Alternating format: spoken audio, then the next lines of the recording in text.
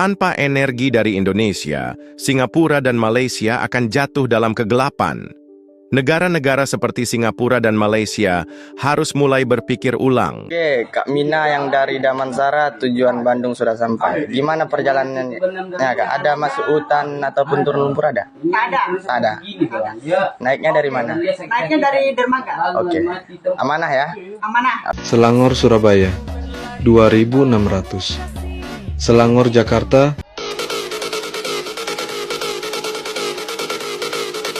Orang Indonesia yang bekerja di Malaysia, tolong untuk sahabat-sahabatku semua, patuhi aturan kedua negara.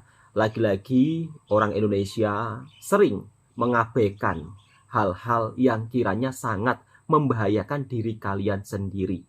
Assalamualaikum warahmatullahi wabarakatuh. Apa kabarnya sahabatku semua? Jumpa lagi di channelnya Bang Toha. Kali ini pembahasannya agak cukup panjang. Di Indonesia sekarang lagi menggema kabur aja ke luar negeri. Kabur aja ke luar negeri, mungkin mencari pekerjaan, itu juga tidak semudah yang sahabat-sahabatku semua bayangkan. Mungkin kalau kondisi di Indonesia saat ini mencari pekerjaan sulit, tetapi untuk sahabat-sahabatku jika ingin bekerja ke luar negeri, hendaknya harus melalui proses yang sah dan resmi dari kedua negara. Jadi ketika kalian kerja di negara orang, tidak menjadi ilegal. Akhir-akhir ini di media Malaysia, seringkali orang Indonesia tertangkap masuk ilegal ke Malaysia. 22 orang lah, kemudian tertangkap pulang ilegal lah. Dan teruntuk sahabat-sahabatku semua, jika kalian sudah ilegal di Malaysia bertahun-tahun, kalau pulang jangan lewat jalur ilegal. Jangan lewat jalur promosi video lewat TikTok. Ujung-ujungnya nanti kalian akan susah sendiri. Belum lagi nanti kalau tertangkap terjadi apa-apa, ya kan, salahkan negara orang pula. Ini untuk edukasi buat sahabatku semua. Tolong jangan kecam saya. Dan ketika hal seperti ini diabaikan, ujung-ujungnya kita ini seolah-olah tidak takut kepada undang-undang negara orang. Harusnya kejadian kemarin yang berlaku tentang TKI ilegal di Malaysia itu dijadikan pengajaran, bukan untuk diabaikan. Dan beberapa ratusan orang Indonesia juga sudah dipulangkan daripada itu ya, imigrasi Malaysia yang melanggar imigrasi Malaysia. Jadi setelah menjalani proses hukuman, ratusan tenaga kerja Indonesia juga dipulangkan. Namun anehnya di sisi lain, kita ini seolah-olah selalu memperlekeh negara tetangga seperti Singapura, Malaysia. Seolah-olah kita ini terpaling maju membuat berita di channel YouTube tanpa sesuai fakta. Malaysia akan menjadi gelap gulita, Singapura listriknya akan padam. Di sini saya ingin memberikan pencerahan buat sahabat-sahabatku semua yang dimana selalu tertipu konten-konten bohong dari segelintir YouTuber Indonesia. Pada faktanya di Malaysia soal mati lampu itu jarang banget, bahkan hampir tidak ada. Kalaupun mati lampu itu paling lama cuma 1 menit. Sedangkan di negara kita kalau mati lampu bisa 1 malam, bisa 10 jam. Jadi memang beda jauh dengan di negara tetangga. Kemudian sistem keselamatan listrik atau sistem keselamatan api yang ada di Malaysia itu benar-benar sangat diutamakan. Jarang orang yang tiba-tiba meninggal karena aliran listrik, jarang banget. Tetapi kalau di Indonesia, meninggal karena aliran listrik itu sering terjadi. Jadi dari sistem listriknya saja, kita ini sudah tertinggal jauh dari negara tetangga kita, yaitu Malaysia. Ini saya menyaksikan sendiri ya. Pada saat itu, saya telah menghidupkan PAM ya. Nah, PAM tersebut ada wire atau kabelnya itu terputus. Itu kalau di Indonesia ya kan, itu saya bisa langsung kesetrum. Tapi kalau di Malaysia, dia langsung mati auto. Jadi dari sistem DB-nya itu mati sendiri. Tapi kalau di Indonesia, sistem-sistem seperti itu hanya digunakan di kota-kota besar. Tapi kalau di Malaysia, sistemnya dari kampung ke kota, semuanya itu diperhatikan. Apalagi kalau kita membandingkan dengan Singapura, Indonesia dengan Singapura, ya kalah jauh. Singapura nggak ada warganya yang dideportasi dari negara lain. Tetapi kalau kita sering kali melanggar undang-undang di negara orang, sehingga ranking paspor kita pun juga jatuh. Ini fakta ya, mau tidak mau kita harus menerima kenyataan pahit tersebut. Dari kenyataan pahit tersebut kita harusnya menjadikan lebih berhati-hati dan jangan sampai hal yang mungkin teman-teman pernah melakukan kesalahan di negara orang, tolong jangan diulang kembali. Dan teruntuk sahabat-sahabatku semua, sesulit apapun di negara kita, kalau mau kerja ke luar negeri, ya jangan sampai ilegal. Mungkin saat ini menggema kabur aja ke luar negeri, bisa jadi dimanfaatkan oleh para tekong-tekong, para calo-calo yang tidak bertanggung jawab, sehingga kalian mudah diajak, ayo pergi ke luar negeri, cukup buat paspor saja, masalah kerja nanti kita carikan. Jangan mau, nanti kalian bisa menjadi ilegal di negara orang. Belum tentu kalian mendapat gaji, gajinya sudah diambil si calo tersebut. Akhirnya kalian kalau di negara orang potongan-potongan terus, tidak dapat gajian karena sudah ditipu oleh tekong dan calo tersebut. Dan jangan pulang lewat jalur ilegal ketika kalian sudah ilegal di negara tetangga kita, yaitu di Malaysia. Apakah memang faktanya Malaysia akan merasakan apinya padam atau listriknya padam?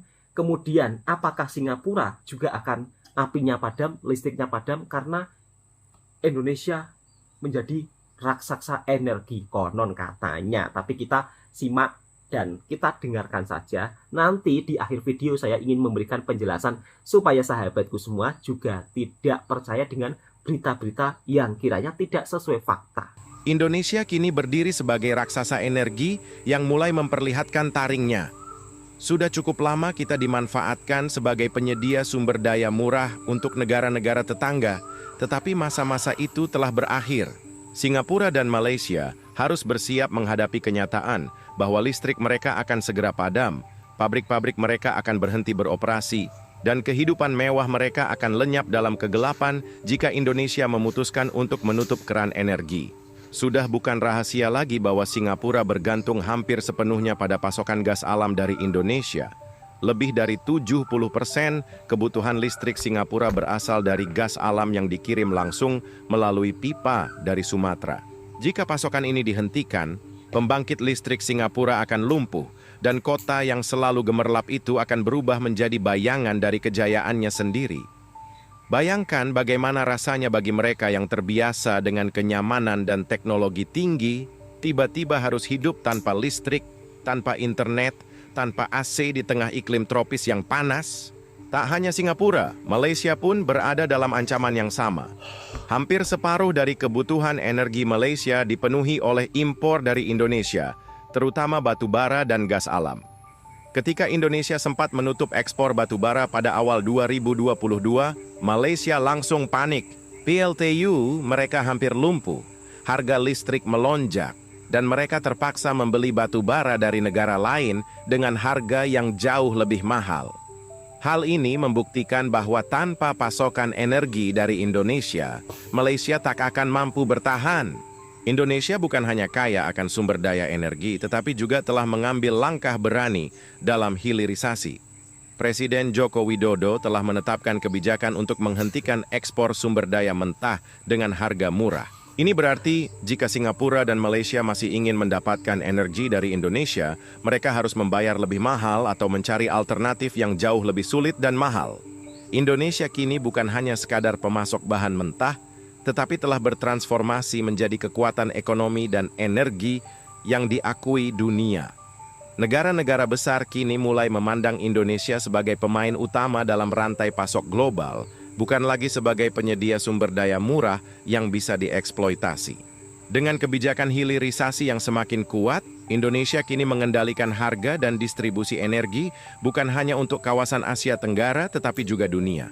Tak hanya dalam sektor energi, Indonesia juga semakin berpengaruh dalam geopolitik global. Dengan posisi strategisnya di antara dua samudera, Indonesia menjadi jalur utama perdagangan internasional. Negara-negara besar seperti Amerika Serikat, China, Rusia, dan Uni Eropa mulai menyadari bahwa mereka harus menjalin kerja sama dengan Indonesia jika ingin mempertahankan stabilitas rantai pasok global. Malaysia, Singapura akan menjadi gelap gulita karena Indonesia akan memutuskan pasokan energi untuk tidak dikirim ke negara tetangga Malaysia dan Singapura. Berita ini seolah-olah seolah-olah itu negara kita terpaling maju. Seolah-olah itu negara kita itu semuanya serba oke, serba canggih. Namun pada faktanya sekarang yang lagi gelap itu di Indonesia. Pengangguran di mana-mana, kemudian warganya juga susah cari kerja. Ini bukan berarti terus tidak bangga dengan negara Indonesia, bukan sahabatku semua. Kita berbicara fakta saja lah. Jadi kalau saya melihat berita-berita seperti ini, rasanya itu malu lah. Malu kepada negara tetangga yang dimana kita tidak pernah mengakui kemajuan mereka. Harusnya kalau negara tetangga maju, ya udah kita akui saja. Mungkin kita juga perlu mencontohi negara tetangga tersebut. Kok bisa negaranya maju kalau dibandingkan dengan Singapura? Indonesia itu juga kalah jauh. Kalaulah memang Singapura bergantung energi kepada Indonesia, itu kan juga merupakan salah satu kerjasama dan saling menguntungkan. Kalaulah Malaysia juga bergantung batu baranya ke Indonesia, itu kan juga merupakan salah satu keuntungan, ya kan? Keuntungan buat Indonesia. Kok tiba-tiba membuat berita buruk tentang negara tetangga? Apinya akan padam, listriknya akan padam, pabriknya tidak bisa beroperasi, dan pada akhirnya krisis. Dan ujung-ujungnya perkataan-perkataan tersebut memakan diri kita. Indonesia sekarang sedang tidak baik-baik saja. Demo dari siang sampai malam. Sekarang di Indonesia demo. Kemudian hashtag kabur aja ke luar negeri. Indonesia sedang gelap juga terjadi di Indonesia, bukan di negara tetangga. Jadi kalau kita membuat berita seperti itu, agaknya itu pikir-pikir dulu lah. Malu ditertawakan negara tetangga. Begitu loh. Dan pada faktanya, banyak orang Indonesia yang kerja di negara orang melakukan pelanggaran ya, atau kerja dengan secara tidak resmi, dan ujung-ujungnya sampai-sampai ratusan orang Indonesia dipulangkan karena mereka ilegal di negara orang, termasuk di negara tetangga. Bahkan yang nekat masuk ke jalur ilegal pun sampai saat ini masih ada, dan beruntung sering tertangkap polisi di Indonesia sendiri. Saya sangat respect buat Pak Polisi yang sekarang lebih memperketat penjagaan laut supaya tidak ada tenaga kerja Indonesia yang bekerja ilegal ke negara orang. Respect ya buat Pak Polisi, luar biasa. Kemudian kalau kita berbicara tentang perbandingan antara Indonesia, Malaysia, Singapura, agaknya Indonesia ini belum mampu menyaingi kedua negara tersebut. Dikarenakan di Indonesia kan para pejabatnya masih banyak melakukan korupsi. Andai kata mungkin tidak ada korupsi, ya kan? Ya mungkin bisalah seperti negara tetangga, Singapura, Malaysia. Jadi bisa bersaing. Karena tingkat korupsinya luar biasa, akhirnya ujung-ujungnya ya kita tertinggal dengan hukuman yang sangat ringan, sehingga korupsi tidak akan takut untuk berkorupsi lagi. Itu fakta ya, dan kenyataannya memang pahit seperti itu, meskipun rakyatnya ya bisa dikatakan rela merantau ke negara orang, semuanya demi untuk mengubah masa depan. Karena di negara sendiri susahnya mencari pekerjaan. Kemudian kalaupun dapat kerja, upahnya juga sangat rendah. Dan Indonesia dikategorikan merupakan salah satu negara yang upahnya paling rendah di dunia. Padahal kita merupakan negara dengan sumber daya alam kekayaan yang luar biasa. Tapi kok kalah sama negara tetangga? Di saat negara tetangga lainnya sedang menaikkan upah kerjanya, tapi di Indonesia justru tidak dinaikkan. Kok bisa? Oke, inilah kenyataan pahit. Dan pada faktanya orang Indonesia masih banyak yang rela kerja ke negara orang, kadang-kadang sampai nekat ilegal, dan akhirnya inilah yang terjadi. Video ini untuk edukasi dan informasi supaya kita juga berhati-hati kalau mau kerja di negara orang. Ini kebanyakan di Malaysia di kawasan Johor Bahru. Ya di sana ya kerja ini apa? Kebun, ada tadi bengkel, ya ada ya juga yang rumah tangga juga. Ya. Pak, di Malaysia kan lagi beredar virus HMPS, Pak. Ya. Ini WNI kita yang kita bawa pulang ini apakah sudah terbebas dari virus? Bisa screening. Nah, jadi kami terima dari teman-teman KJRI tentunya sudah clear Mas ya. Apakah nanti mau ada pemeriksaan lagi, kita juga siap. Nanti juga kita komunikasi ke dinas terkait untuk melakukan pengecekan kondisi para pekerja. Pak, yang kita pulangkan Ini deportasi perdana tahun ini, Pak? Perdana, ini perdana 129 dari semuanya ini sehat semua Mas, tidak ada sakit. Tahun kemarin berapa Pak jumlahnya, Pak? Tahun kemarin dari pencegahan plus dengan deportasi itu ada 3077. itu lewat Batam apa seperti? Itu dari Kepri, ada yang dari Batam Center, dari Cyberben maupun dari Seributan Pura, termasuk juga yang ada di Karimun. Tadi informasi tadi dari teman-teman KJRI masih ada 600 lagi yang siap dikembalikan untuk tahun ini. Ada 129 tadi ya Pak? Pertengahan nanti ada 150 rencana ke Tanjung Pinang, sisanya targetnya 600 ini di tahun 2025 Mbak. Yang sisa ini. Bapak izin 3.077 tadi itu kebanyakan semuanya permasalahannya apa Pak deportasinya Pak? Jadi 3.077 itu ada sebagian itu pencegahan dan sebagian deportasi Pak. Ya, ya. Pak, kenapa memilih Batam untuk lokasi deportasi Pak? Karena letaknya yang strategis tadi Pak, dan kita juga sudah memprofiling selain kita juga nanti via udara, via darat, via laut, termasuk via darat. Beberapa yang kemarin dideportasi 300 ke Tanjung Pinang, kita langsung khususnya di Sumatera kita kirim ke Dumai di Riau untuk perjalanan darat ke wilayah Sumatera. Nanti Ratusan TKI ilegal dipulangkan dari Malaysia setelah menjalani proses hukuman.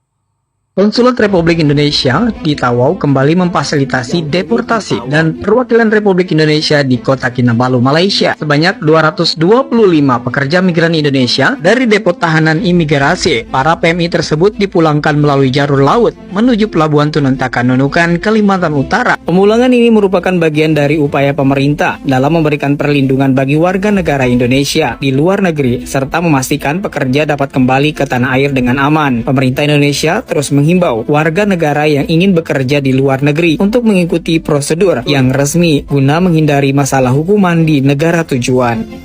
Pekerja migran Indonesia yang dideportasi dari perwakilan Republik Indonesia di bagian Sabah, Malaysia, Tawau sebanyak 167 dan 57 dari KK. Hari ini mereka sudah tiba dengan selamat. Baik, kalau dilihat dari kesehatan tidak ada yang mengkhawatirkan. Rata-rata itu mungkin sakitnya hanya masalah gizi dan juga kulit saja, tapi secara umum baik.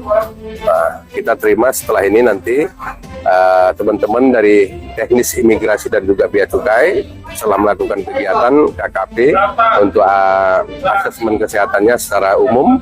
Apabila sudah karantina juga melakukan kegiatannya, maka kita akan geser ke Rusut.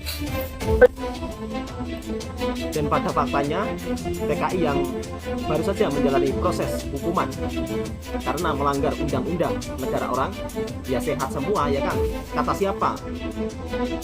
Kalau TKI setelah menjalani hukuman di Malaysia diperlakukan inilah itulah, kita lihat faktanya. Jadi kalau kita melanggar undang-undang di negara orang, ya pastinya akan mendapat hukuman karena kerja ilegal di negara orang itu tidak diperbolehkan, sahabatku semua. Jadi jangan sampai kerja ilegal di negara orang karena hukumannya pun juga sangat berat. 83 WNI dideportasi, 7.000 masih berada di Malaysia. Kemudian hari ini mendadak lagi 50-an Jadi saya nggak bisa tahu jumlahnya. Jadi totalnya berapa bang? Sekitar 80. Nah, ini mereka yang dipulangkan karena apa bang? Karena hampir sama. Biasa melanggar ini ya, imigrasian kan, imigrasian dokumen kosong biasanya, first pay, salah gunakan paspor, kosongan biasa, sama bisa nggak sesuai biasanya. Bisa bekerjanya dipakai untuk pekerjaan tempat lain biasanya. Betul. Ada anak-anak tadi Ada dibilang. anak kecil. Mereka juga termasuk Ada anak kecil juga loh, ya Allah. statusnya PMI atau gimana? Anak dari PMI. Anak Ada yang sakit juga ya bang? Ada yang sakit ya. Berapa orang bang? Satu orang. yang penting apa tadi bang? Yang tadi kita dapat 1 orang sakit. Sudah terdata mereka kebanyakan dari mana? Kebanyakan dari Jawa Timur, NTB. Seperti biasa di shelter 3 hari. Shelter dulu untuk pendataan, baru kita rinci lagi daerah pulangannya kemana, baru kita pulangkan masing-masing daerah. Bang, selama 2025 ini sudah berapa kali pemulangan kita? Jadi udah 3 kali dengan yang besar. Oke, jumlahnya? Jumlahnya sekitar kemarin 150, terus ini 80, sama kemarin ada yang 37. 200 ya. Masih ada 7.000 lagi yang akan mengantri. Dan masih ada 7.000 lagi yang ada di depo tahanan Malaysia melanggar undang-undang. Sebanyak 37 pekerja migran Indonesia dideportasi dari negara tetangga Malaysia. Mereka dipulangkan melalui jalur laut menggunakan kapal Indomal Kingdom dan tiba di Dumai, Sabtu tanggal 15 Februari tahun 2025. 37 pekerja migran terdiri dari 21 laki-laki dan 16 orang perempuan. Mereka menjalani serangkaian pemeriksaan oleh petugas imigrasi Kota Dumai untuk memastikan kelengkapan dokumen identitas mereka. Petugas Balai Kekarantinaan Kesehatan Pelabuhan Dumai juga melakukan pemeriksaan kesehatan sebagai langkah awal penanganan. Mereka akan menempati rumah ramah atau shelter pekerja migran Indonesia di Dumai. Di sana mereka mendapatkan layanan data, pelindungan, serta informasi terkait prosedur pemulangan ke daerah asal masing-masing. Dipulangkannya 37 pekerja migran tersebut menambah angka pekerja ilegal yang dideportasi dari Malaysia. Sejak Januari tahun 2025 hingga Februari tahun 2025, Malaysia telah mendeportasi 253 orang pekerja migran Indonesia.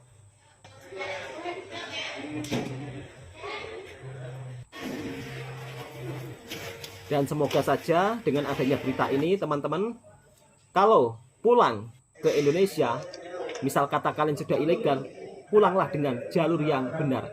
Jangan pulang jalur belakang.